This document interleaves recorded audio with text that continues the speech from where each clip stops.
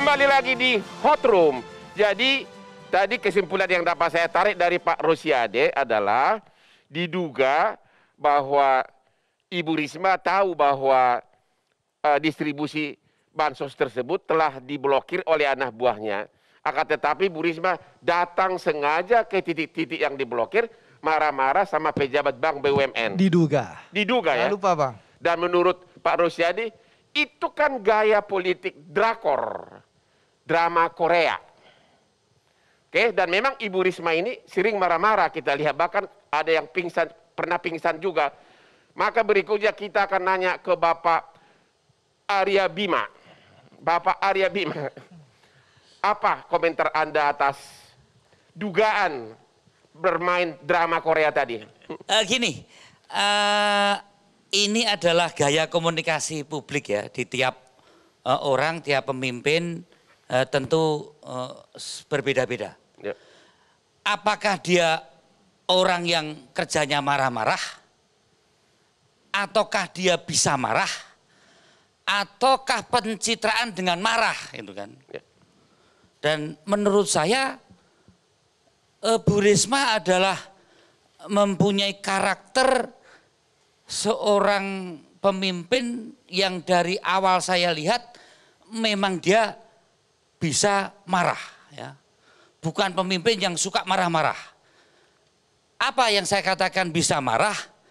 Karena dengan kemarahan itu dia cukup cermat di mana harus marah.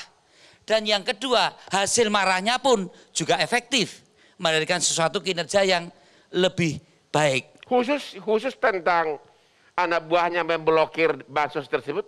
Apa komentar Pak? Benar nggak kalau itu kejadian? tadi meluruskan informasi dari perbankannya, saya akan meluruskan ke adik saya si Andre ini kan. Ya. Jadi surat betul yang dikirim tadi adalah yang mengirim adalah direktur. Diblokir bansos tersebut. Diblokir. Kenapa diblokir? Nggak mungkin dong tanpa sebab. Ya. Sebab diblokir itu adalah yang hasil audit. Ya, ini diblokir.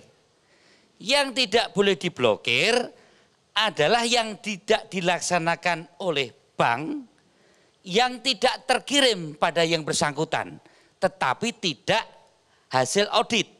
Nah, ini terblokir. Kenapa tidak terkirim? Ada perjanjian antara perbankan dan Kemensos.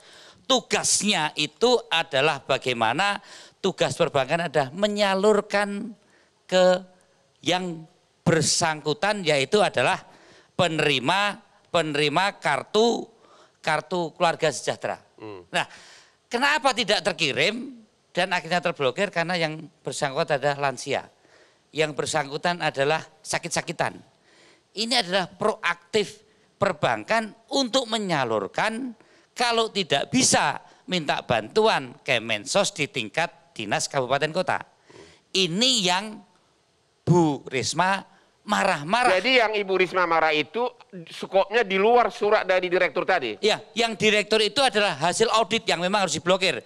Yang ada rekening bodong tadi. Ya. Nah, yang tidak terkirimkan bisa terblokir sementara, bukan kesalahan dari penerima bansos, tapi pihak perbankan dan dinas yang tidak menyalurkan, karena yang bersangkutan adalah orang-orang yang tidak bisa proaktif mengambil kartu. Sebentar ini Pak, dulu. Gimana ini Pak Rosiade? Bapak udah mengatakan bermain drama Korea, ternyata jawabannya sudah ada fakta nih. Ya, saya sudah mencari informasi Bang Hotman. Jadi bank itu tidak punya pretensi apapun untuk menahan-nahan.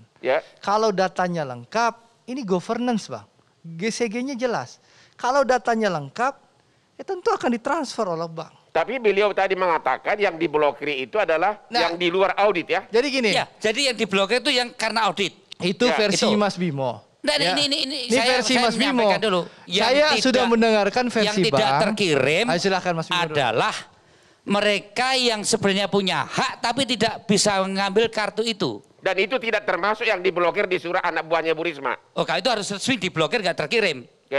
Tidak yang masuk audit. Nah, mungkin Pak Andre tak luruskan, yang Bu Risma marah ini adalah tugas dari bank-bank himbara yang menyalurkan dan dibantu Kemensos Dinas untuk menyalurkan bagi mereka yang berhak tapi tidak bisa menerima karena faktor-faktor kendala teknis. Bang itu hanya, Bang Mas Bimo, mohon maaf ya, senior saya yang ganteng itu. Bang itu hanya mentransfer, Mas. Tugasnya hanya mentransfer. Data masuk, sudah oke, Bang mentransfer. Itu tugas Bang. Ya, jadi mohon maaf ya, mohon sewu ya. Ya. Jadi kalau Bang disalah-salahkan lucu juga. Bang itu hanya tukang transfer, nggak ada pretensi Bang. Ya, saya sudah tanya semua ke bank-bank himbara itu, nggak ada mereka tahan sama sekali. Ya, tapi yang mohon maaf sekali lagi itu yang saya kritisi di dalam rapat.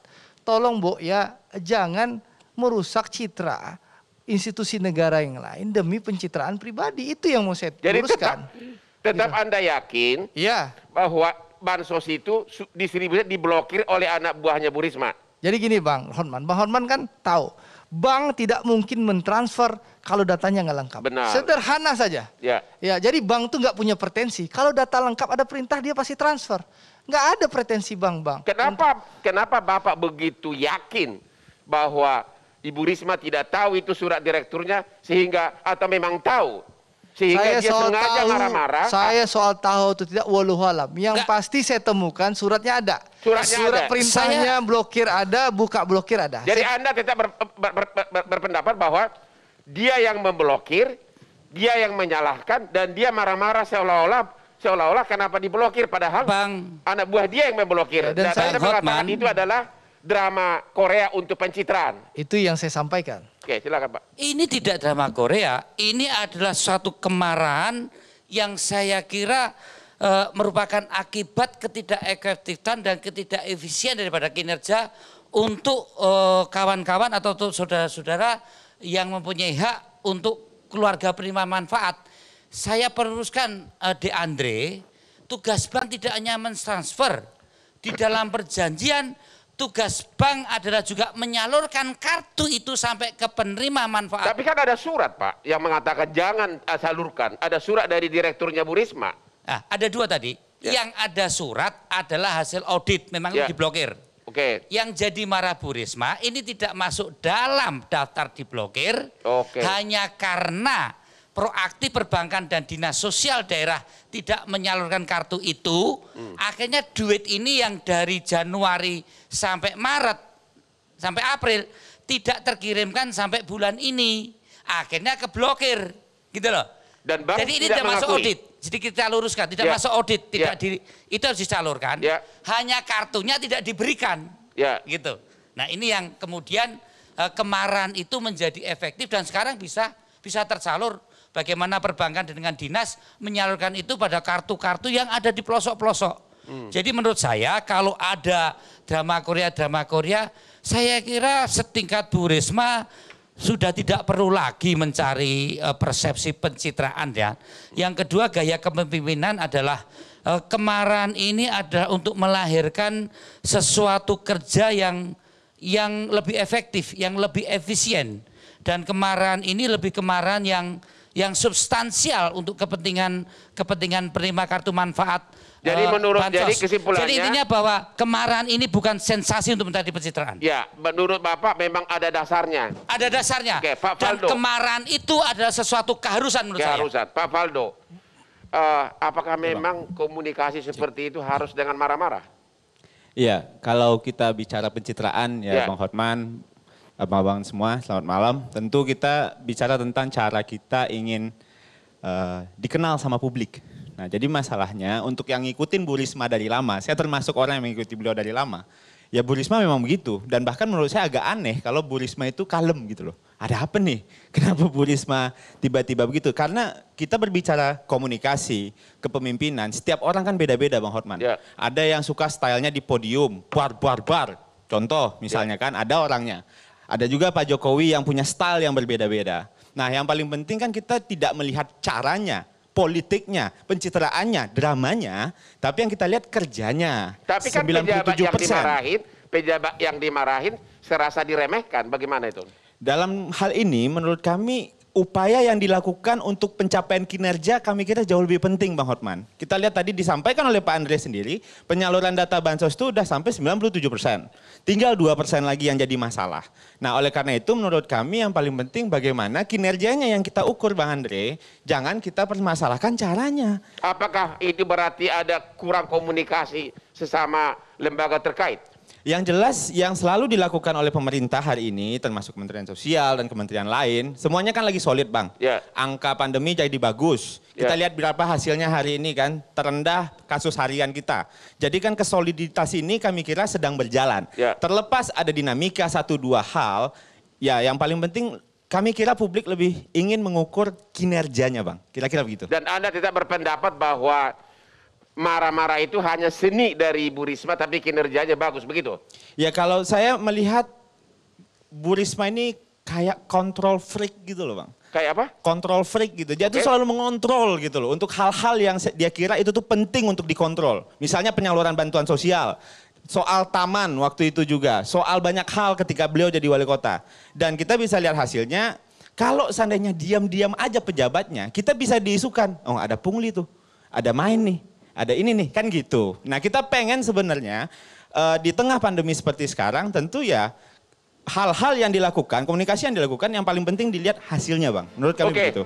Jadi Pak Faldo berpendapat bahwa itu adalah ciri khasnya Bu Risma. Iya, setiap orang beda-beda. Iya. Oke, kita break dulu dan kita ketemu lagi sesudah jeda berikut ini.